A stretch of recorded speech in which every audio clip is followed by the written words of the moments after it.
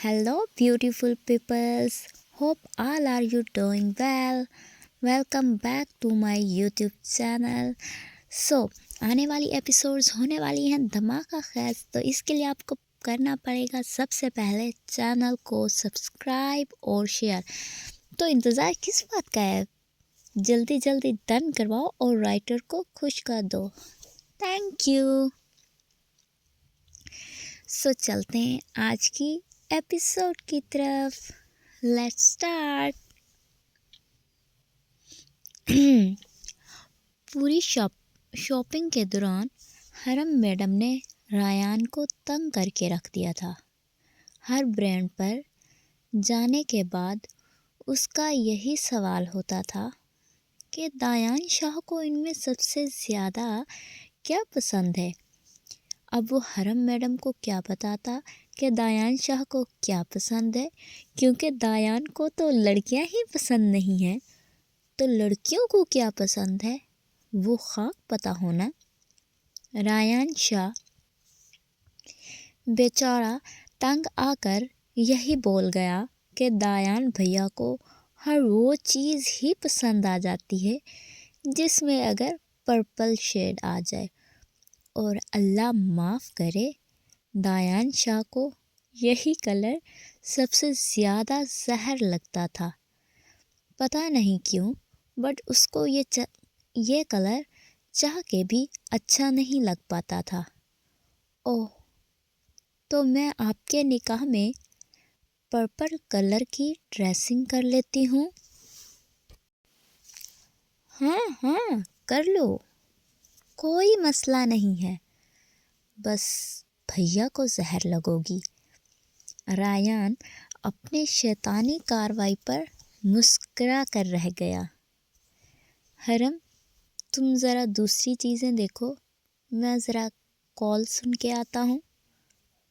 रायान शाह अपने फ़ोन पे अरूप की कॉल देखकर हरम को बोलता हुआ शॉप से बाहर निकला। हेलो डार्लिंग, कैसी? डार्लिंग उसको बोलो ना जिसके साथ शॉपिंग पे गए हो। अरूप की तीखी आवाज़ सुनकर वो बालों में हाथ फेर कर रह गया। उफ, ये लड़कियों की जेलसी। मेरी होने वाली बेगम, घर में दादों के अलावा तो कोई और ख़ातून है नहीं, तो इसकी वजह से बलि का बकरा तो मुझे ही बनना पड़ता है। समझा करो ना, मेरी मजबूरी है। दायान भाई भी तो मना कर देते हैं ना। वो उसकी पहली बात पर ही शर्मा गई, इसलिए आवाज़ की पिच भी स्लो हो गई थी। वो मना करने के बाद मेरी ड्यूटी जो लगा देते हैं, अब मैं तो किसी और की ड्यूटी नहीं लगा सकता, इसलिए जब तक आप जनाब हमारे घर आ नहीं जाती तब तक कर लेता हूँ ये काम। उसके बाद आप आ जाए, आप जाने और आपका काम। मक्खन लगाना तो कोई तुमसे सीखे।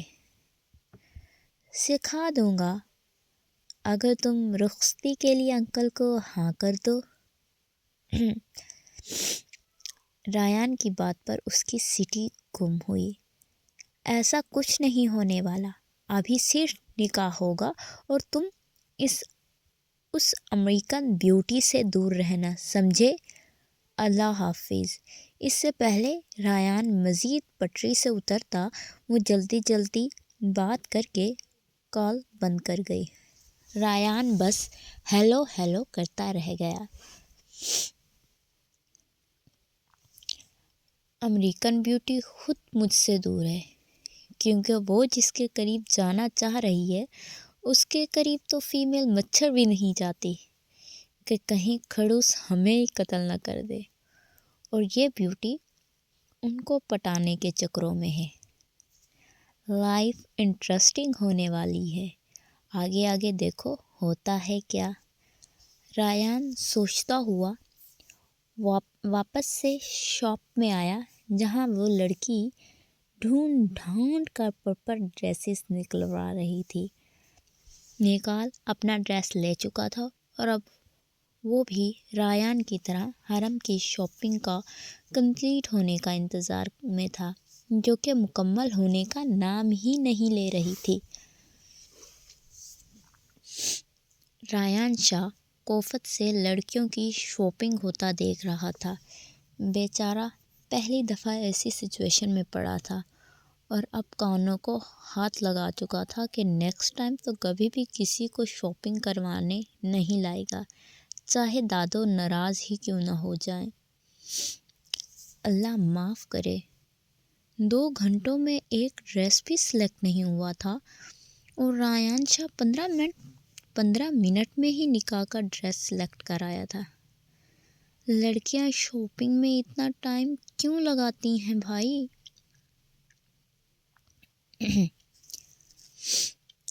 مہاپارا کے گھر میں اگلے ہی دن پھپھو صاحبہ پھر سے تشریف لے آئی تھیں تاکہ مہاپارا کی ماپ لے جائیں۔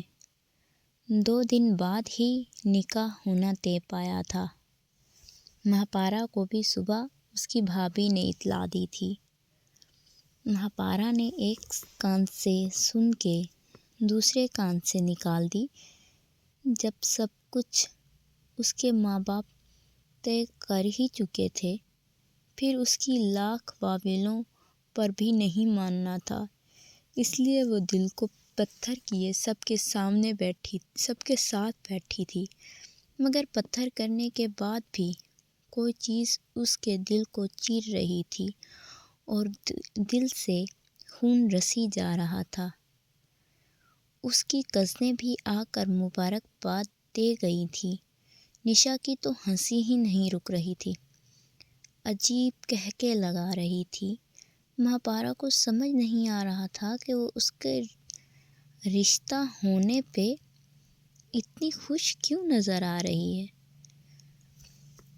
ویسے تو وہ کسی کے ساتھ سیدھے منہ بات نہیں کرتی تھی، پتہ نہیں خود کو کیا ہی چیز سمجھتی ہے، مگر اب تو اس کی خوش اخلاقی آسمان کو چھو رہی تھی۔ انیا اگر مہاپارا کے ساتھ ہوتی تو اس نے نشا کو دیکھ کر یہی بولنا تھا، منہ نہ متھا جن پہاڑوں لتھا۔ انیا کو اگر دنیا میں کوئی زہر لگتا تھا تو وہ نشا ہی تھی، کیونکہ وہ انیا پر بلا وجہ ہی روک ٹوک کرتی رہتی تھی۔ ابھی بھی اس کو نوکرانی ہی کہہ کر بلاتی تھی جب سے وہ خان بنگلو میں بہرام خان کی دیکھ بھال کرنے گئی تھی۔ انیا اس بات کو بھی اگنور ہی کر جاتی تھی، کیونکہ بہرحال حیثیت میں تو وہ ان سے کم ہی تھی، ایک عام سی مالی کی بیٹی۔ مہاپارا کو اپنی دوست یاد آئی تو وہ ان سب کو باہر چھوڑتی روم میں چلی آئی تاکہ انیا کے نمبر پر کال کر کے دیکھے کہ کہیں اس کا نمبر آن ہوا بھی ہے یا نہیں۔ رات کو بھی بند ہی مل رہا تھا، رابطہ کرنے کا کوئی ذریعہ ہی سمجھ نہیں آ رہا تھا جس سے وہ اپنی دوست کو بتا سکتی کہ کل سے اس کے ساتھ کیا کچھ ہو چکا ہے اور کیا کچھ بیت رہا ہے۔ فون پر نمبر ڈائل کرنے کے بعد وہی کل والی خاتون کی آواز سن کر مردہ سی حالت میں فون کو بیڈ پر پھینک کے لیٹ گئی۔ اروپ کو کال کر کے بتانے کا دل کر رہا تھا، مگر پھر اس کے ری ایکشن اور پھر اس کی باتوں پر دل ڈوب سا جاتا تھا، اس لیے اروپ کو نہ بتانا ہی مناسب سمجھا۔ اب تو ایسا لگ رہا تھا کہ زندگی ہی سیاہ رات کی طرح اندھیری ہو گئی ہے اور روشنی کا دور دور تک کوئی امکان نہیں۔ مہاپارا تکیے میں سر دیے دوبارہ سے رونے میں مصروف ہو گئی۔ کل رات سے وہ یہی ایک کام تو کر رہی تھی، رونا اور شاید اب پوری زندگی کے لیے اس کے مقدر نے رونا لکھ دیا گیا ہے۔ انیا پوری رات معتصم خان کو سوچتی کروٹیں بدلتی رہی تھی۔ کبھی ایسا لگتا کہ وہ سچا ہے اور کبھی لگتا کہ شاید وہ اس کے ساتھ کوئی کھیل نہ کھیل رہا ہو، کیونکہ اس میں تو کوئی خاص بات نہیں تھی۔ اس میں تو ایسی کوئی خاص بات نہیں تھی جس کی بنیاد پر معتصم خان جیسا امیر و کبیر ہینڈسم نوجوان اس عام سی شکل و صورت والی لڑکی پر مر مٹا ہو۔ پھر ایسا کیا ہے اس میں جو اس طرح کی باتیں کر رہا ہے؟ انیا کو اب کون بتائے کہ ایک مخلص اور وفادار عورت ہزار خوبصورت عورتوں سے زیادہ پیاری ہوتی ہے، اور پھر اگر انیا جیسی با وفا لڑکی معتصم خان کی قسمت میں لکھ دی گئی ہے تو وہ کسی بھی قیمت پر انیا کو کھونے والا نہیں ہے، اور یہی چیز انیا کو وہ سمجھا نہیں پا رہا تھا۔ انیا بیچاری کو ان ساری سوچوں کے باوجود معتصم خان کی ناراضگی کی بھی ٹینشن ہو رہی تھی۔ جس طرح سے اس نے رات کو دونوں ماں بیٹے کو کمرے سے نکل جانے کو بولا تھا تو وہ اس کے غصے کی حد ہی تھی۔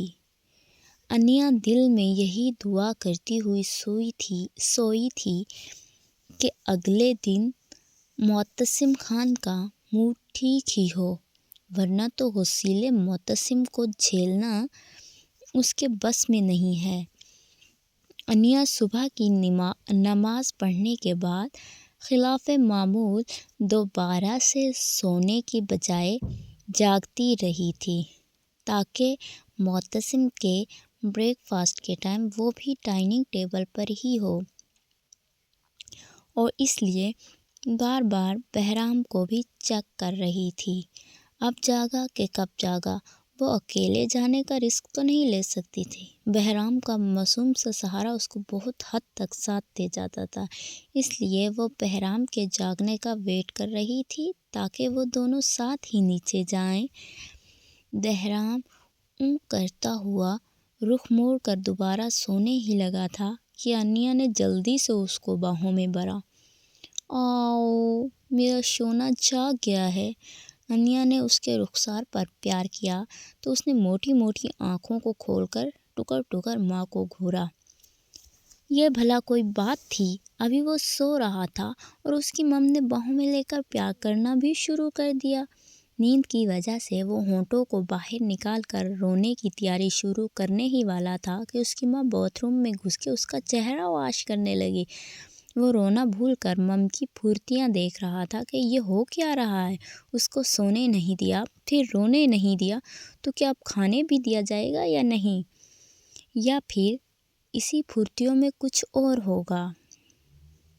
اور پھر واقعی اس کو کھانا دینے کی بجائے انیا اس کا ڈریس چینج کرواتی کمرے سے باہر نکل گئی۔ بہرام نے سر کو گھما کر پہلے کمرے کو دیکھا اور پھر مم کو دیکھا۔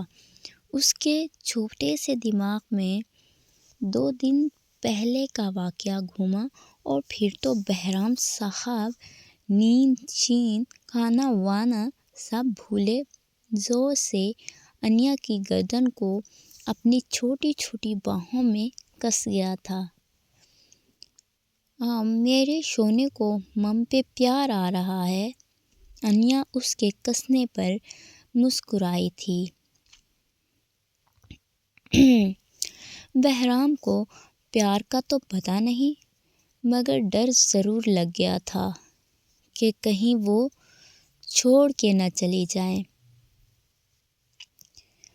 انیا لاؤنج میں جا کر انتظار کرنے لگی کہ ابھی معتصم خان تیار ہو کے آیا، ابھی آیا۔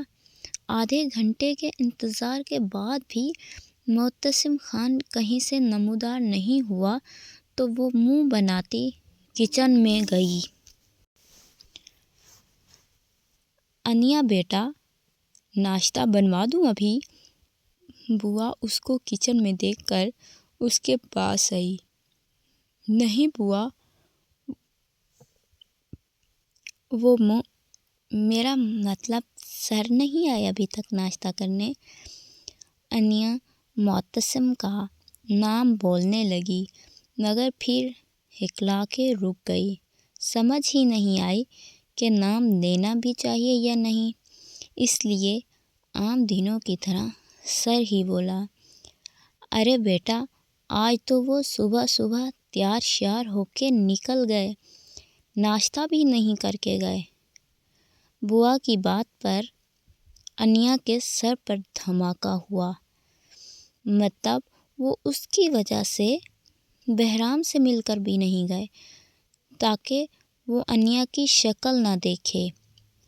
بوا، میں تھوڑی دیر کے بعد ناشتہ کروں گی، ابھی شونا کو کھلا کے آتی ہوں۔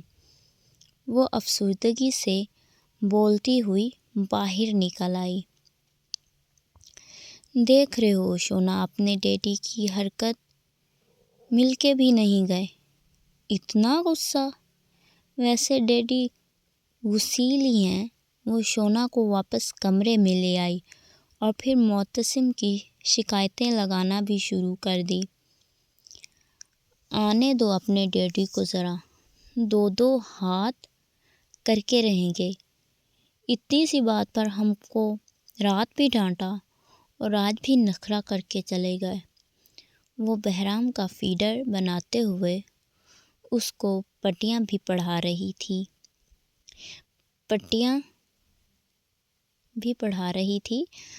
بیٹا بھی ماں کی پٹیوں پر سر کو ہاں میں زور و شور سے ہلا رہا تھا، جیسے کہنا چاہتا ہو، مم آپ ٹھیک ہی بول رہی ہو، ہمارا معصوم سا بہرام۔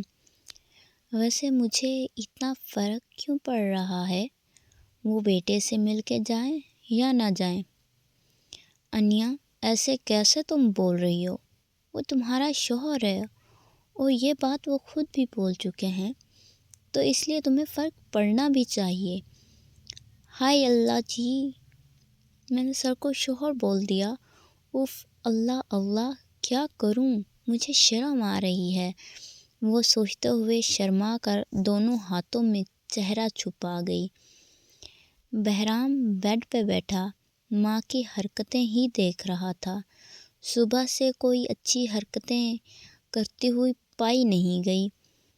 معصوم بچے کو کوئی بتائے کہ اس کی مم کو پیار ہونے لگا ہے، اور اس بات کا اندازہ اس کو خود بھی نہیں ہے۔ So all is this for today episode. Wait for next episode. Thank you so much for watching.